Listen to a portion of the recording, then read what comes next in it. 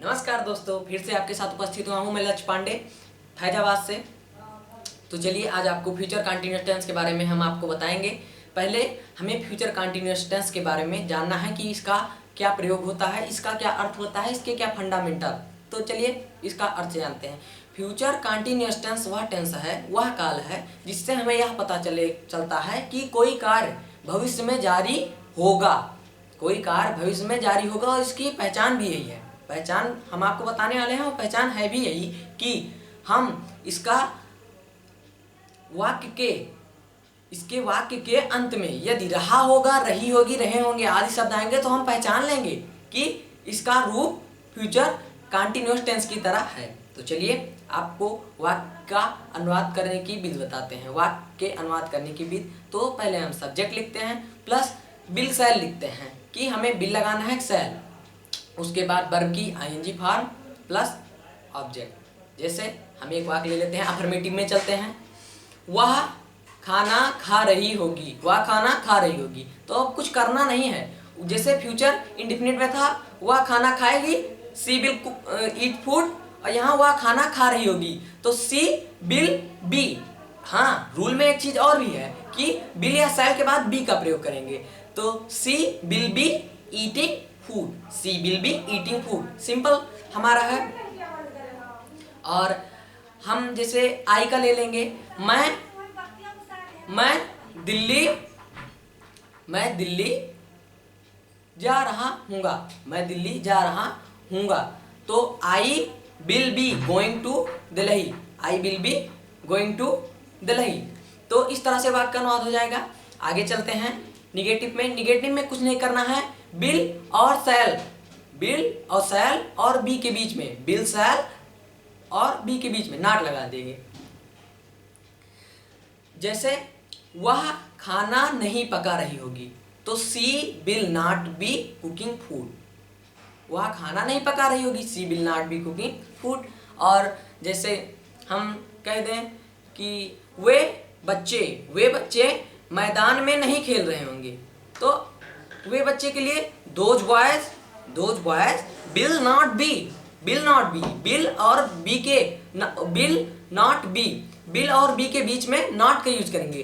तो those boys will not be playing in the field question. और यहाँ पर हम क्वेश्चन मार्क का यूज नहीं करेंगे। बच्चे कभी कभी क्वेश्चन मार्क की जगह पे फुल स्टॉप की जगह क्वेश्चन मार्क, लेकिन हमें याद रखना है कि अफर्मेटिव और नेगेटिव में फुल स्टॉप लगाना है तो फुल स्टॉप लगा देंगे। चलिए चलते हैं फ्यूचर कंटिन्यूअस टेंस के हम इंट्रोगेटिव पे। इंट्रोगेटिव पे भी बहुत कुछ हमें नहीं करना है, बस हमें ये ध्यान रखना है कि पहले बिल सेल लगाएंगे प्लस सब्जेक्ट लिखेंगे प्लस बी लिखेंगे प्लस वर्ब की ING form plus object plus question mark. हाँ, तो अगर आपने नोट नहीं किया है तो नोट कर लीजिए। Will shall plus subject plus be plus verb की ING form plus object plus question mark. जैसे हम इसका अनुवाद करने के लिए एक वाक्य ले लेते हैं।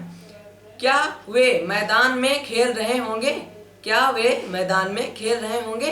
तो वे दे हमने बताया था कि सिर्फ आई और बी के साथ सेल लगेगा, तो वे दे है तो इसकी अंग्रेजी वे होगी। तो हम यहाँ अनुवाद करने के लिए बिल से शुरू करेंगे। Will they be playing in the field with question mark, it is very important. Question mark लगा देंगे और हमारे वाक्य का अनुवाद हो जाएगा। चलिए अब WH पे आ जाते हैं। WH कुछ है नहीं, आपको फिर से हम बता दे रहे हैं। W मीन्स जो W से वाक्य में वर्ड शुरू हो, जैसे who, whom, whose, when, what, तो ये W हो गया। और H मतलब हाउ, हाउएवर, तो WH वर्ड टाइप्स को बोलते हैं। और जो ये सारा नो आंसर टाइप हुआ उसको हमने बता दिया कि क्या वे मैदान में खेल रहे होंगे। तो चलिए आपको WH वर्ड से बता देते हैं। WH में जैसे वे पुस्तक क्यों पढ़ रहे होंगे, वे पुस्तक क्यों पढ़ रहेंगे, तो why will they be reading book. अब इसके बाद इंट्रोगेटिव प्लस निगेटिव में आ जाते हैं। तो इंट्रोगेटिव प्लस निगेटिव में भी कोई खास रूल नहीं है हमारा, आपको तो हमने अभी इंट्रोगेटिव बता ही दिया। इंट्रोगेटिव के साथ निगेटिव मतलब जहां हमें will shall plus subject plus be plus verb की ING form plus object plus question mark, वहां हमें will shall plus subject plus not plus be plus verb की ING form plus object plus question mark. अगर note नहीं किया है फिर से नोट कर लीजिए, will shall plus subject plus not plus be plus verb के ING form plus object plus question mark, क्योंकि हमें सब्जेक्ट विल शैल और बी के बीच में ही सब्जेक्ट और नॉट का प्रयोग करना है और सब्जेक्ट के दाईं ओर या बगल हम नॉट का प्रयोग कर देंगे। चलिए एक वाक्य ले लेते हैं। क्या वे मैदान में नहीं खेल रहे होंगे? क्या वे मैदान में नहीं खेल रहे होंगे? तो इससे हमें पता चलता है गागी गे फ्यूचर कंटिन्यूअस टेंस है और रहे होंगे तो पूरा पता चल जाता है कि फ्यूचर कंटिन्यूअस टेंस है। तो क्या वे मैदान में नहीं खेल रहे होंगे? तो वे, तो विल दे नॉट बी, देखिए विल दे के बाद ही हमने नॉट यूज किया है, will they not be playing in the field question mark. चलिए आगे आ जाते हैं। आपका एक वाक्य और ले लेते हैं WH वर्ड से। WH में आप जो भी लेना चाहें ले सकते हैं, लेकिन हम चलिए लेते हैं व्हाट। वे पुस्तक क्यों नहीं पढ़ रहे होंगे? वे पुस्तक क्यों नहीं पढ़ रहे होंगे? तो व्हाई पहले लगा देंगे और आगे का रूल वैसे रहेगा, why will they not be reading book. तो हमने कहा था क्या से वाक्य लेंगे,